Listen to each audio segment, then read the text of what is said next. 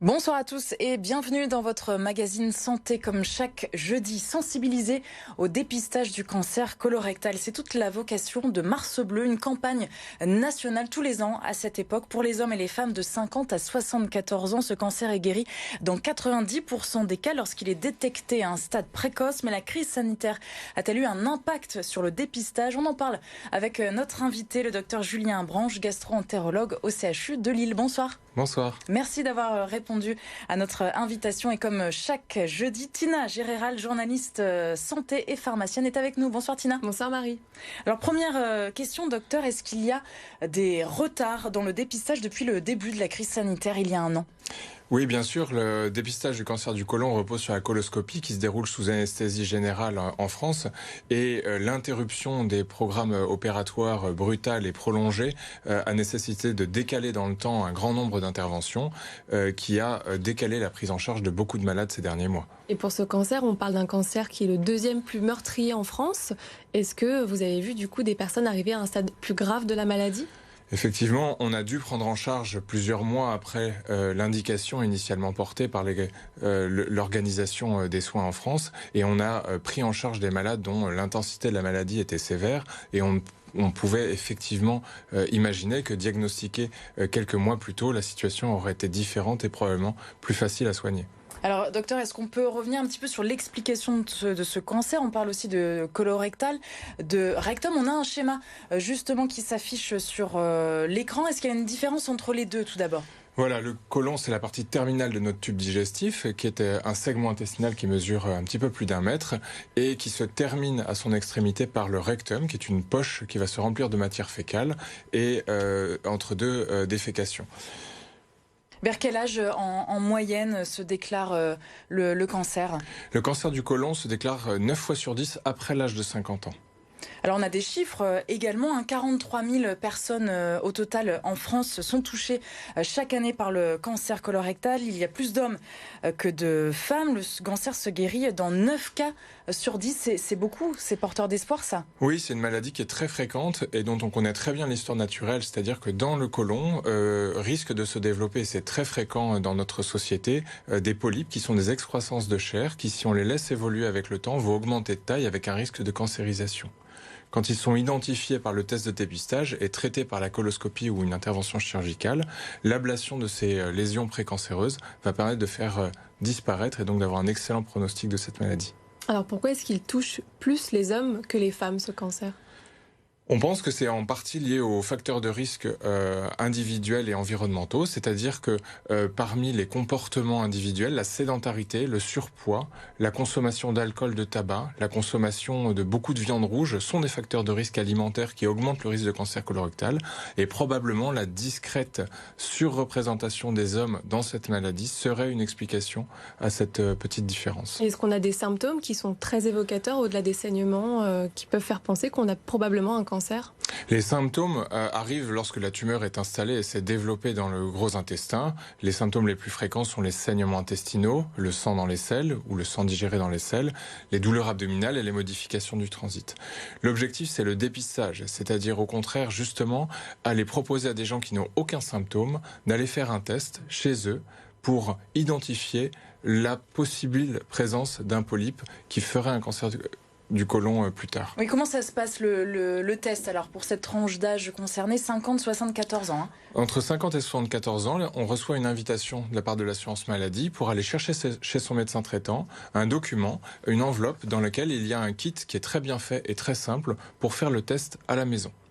Il est entièrement pris en charge par l'assurance maladie et il consiste à déposer un filet sur la cuvette des toilettes dans laquelle la matière fécale va tomber et le prélèvement se fait très simplement à la maison avec le dispositif qui est fourni. Il est envoyé par la poste au laboratoire et le laboratoire va chercher la présence de sang humain invisible à l'œil nu qui témoigne de la possible présence d'une anomalie et en tout cas de la nécessité de voir un gastro-entérologue. Et on est assidu chez nous dans la région ou pas ? Et c'est difficile parce que c'est un test dont on ne parle pas assez, qui peut être oublié, surtout quand la situation sanitaire apporte d'autres préoccupations. Et il est très important, c'est la vocation de Mars Bleu, de communiquer pour inciter au maximum les gens à aller chercher ce test chez un médecin traitant, qui est très facile à faire. cancer et qui peut identifier un problème alors même qu'aucun symptôme n'est présent. Donc on peut récupérer le test auprès de son médecin traitant ou le recevoir par la poste, par l'assurance maladie? On le récupère chez son médecin traitant. D'accord. C'est le médecin traitant qui distribue ces documents. Et c'est pris en charge entièrement par l'assurance maladie? Totalement. La totalité de la prise en charge du test, qui est très simple à faire, est prise en charge par l'assurance maladie. Et ensuite, donc, on redépose son prélèvement en laboratoire? Par la poste. Tout est envoyé par courrier. Et quand c'est positif, qu'est-ce qui se passe, le processus ensuite? La plupart du temps, le test est négatif. Quelques tests sont positifs. S'il est positif, ça ne signifie pas qu'il y a une maladie. Cela signifie qu'il faut voir un gastroentérologue pour poser l'indication d'une coloscopie qui va voir à l'intérieur du tube digestif si ce saignement est lié à un polype ou à un cancer du côlon. Mais dans plus de la moitié des cas, le test positif ne révèle pas d'anomalie particulière. Il est nécessaire de faire une coloscopie à ce stade. Alors, est-ce qu'on sait à quoi est dû le cancer? Et est-ce que, justement, on peut analyser un lien entre un dépistage précoce, des polypes identifiés précocement, et une prise en charge meilleure? Le cancer du côlon prend racine à la fois dans notre patrimoine génétique, dans l'histoire familiale. Quand il y a déjà des polypes ou des cancers du côlon dans la famille, il faut s'intéresser à ce problème-là et consulter un gastroentérologue pour avoir une coloscopie. Et les facteurs de risque liés à l'environnement, c'est essentiellement l'absence d'exercice physique, la consommation d'alcool et le tabac, et la consommation de trop de graisse et de viande rouge notamment. Et les fibres dans l'alimentation, est-ce que ça a un rapport? Ça veut dire quoi exactement, les fibres? C'est un sujet qui a été extrêmement travaillé sur le cancer du côlon et qui est bénéfique pour le tube digestif et la prévention du cancer du côlon, notamment parce qu'il exclut tous les autres toxiques qu'on a cités précédemment. Et il est probable que la consommation de fibres soit bénéfique et limite le risque et l'évolution des cancers du côlon. Donc en fait, ça se fait bien en amont, hein, c'est-à-dire qu'au niveau de l'alimentation, de l'intestin, puis du côlon, puis du rectum, c'est un cancer qui peut être vraiment anticipé par une prise en charge d'un régime très précoce. Il est très important d'avoir une activité physique régulière et de limiter la consommation des toxiques comme l'alcool et le tabac pour préserver son côlon de l'apparition des polypes et du cancer du côlon. Et concernant les traitements, est-ce que la recherche avance, continue sur ces cancers-là? C'est bien sûr l'autre point qui fait l'excellent pronostic global de cette maladie, à la fois la qualité du dépistage, mais aussi la qualité des traitements, avec les progrès de la chirurgie qui ont permis d'enlever les tumeurs, et les progrès de la chimiothérapie qui comporte de très nombreux médicaments avec des mécanismes d'action très modernes pour bloquer les facteurs qui font pousser ces anomalies cancéreuses une fois qu'elles ont quitté le côlon pour aller envahir les ganglions ou d'autres organes.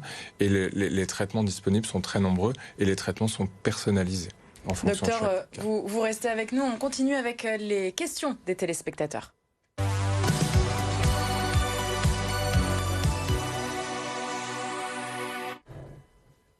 Alors, question de Nathalie de Valenciennes. De temps en temps, je saigne quand je vais aux toilettes. Est-ce que je dois m'inquiéter? Et oui, le saignement intestinal au moment où on va aux toilettes est quelque chose de très fréquent. Il peut avoir de multiples causes. Il est très important de ne pas le banaliser et d'aller consulter un gastroentérologue afin de discuter la réalisation d'une coloscopie pour s'assurer que ce saignement ne soit pas lié à un polype ou un cancer du côlon. Statistiquement, le plus souvent, c'est une pathologie autre qui est responsable de ce symptôme. Parce que vous, vos patients, les patients que vous les recevez pour quoi en premier lieu? C'est probablement le symptôme de consultation le plus fréquent, car il est visible et inquiétant. Les autres symptômes qui amènent à la réalisation de la coloscopie sont les antécédents familiaux et l'apparition de symptômes qui n'existaient pas auparavant. Alors on enchaîne avec une autre question, Tina. Et justement, Sylvain Dedoué qui se demande si le cancer colorectal est héréditaire. Il a une grande part d'hérédité. Quand dans la famille, chez les parents, les frères et sœurs, il y a eu une tumeur cancéreuse du côlon, il faut absolument aller voir un spécialiste gastroentérologue pour discuter et organiser la réalisation de coloscopies de surveillance et permettre le diagnostic précoce et la surveillance pour éviter toute anomalie. Et les coloscopies, justement, commencent plus tôt, même bien avant 50 ans, j'imagine, pour les enfants concernés? Voilà, il peut exister des situations avec des anomalies génétiques et des coloscopies qui débutent très tôt dans la vie, mais l'âge de la première coloscopie va dépendre de l'âge auquel le parent a été malade d'un polype ou d'un cancer du côlon, et chaque situation va être adaptée. Une situation du coup qui est familiale. On a une dernière question, la question de Rose de Douai. Est-ce que le cancer colorectal féminin est différent de celui masculin?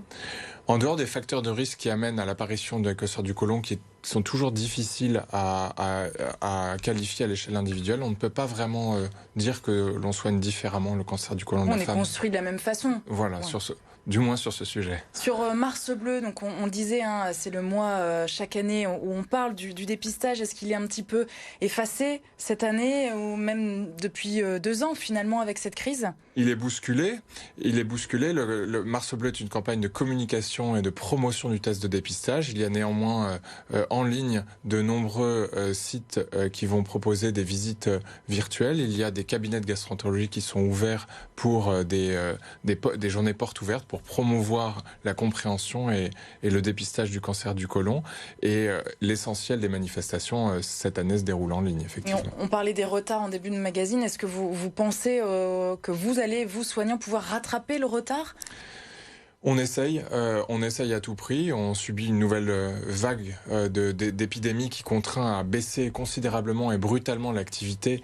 Et on essaye de garder le lien avec les patients qui sont victimes, mais aussi de ces déprogrammations extrêmement angoissantes parce qui décalent des prises en charge importantes. Les structures sont très associées entre elles pour essayer de collaborer. Et on essaye de garder le lien pour ne pas prendre de retard. Merci beaucoup, docteur Julien Branche, gastro-entérologue au CHU de Lille, d'avoir été notre invité ce soir. Donc on le répète, faites-vous dépister. Merci Tina. Merci. À la beaucoup. Semaine prochaine pour un nouveau numéro de C'est votre santé. Et on se retrouve bien sûr demain, vendredi. On termine la semaine avec votre magazine Top Sortie pour découvrir la vie du musée d'art contemporain de Villeneuve-d'Ascq, le LAM, avec notre invité.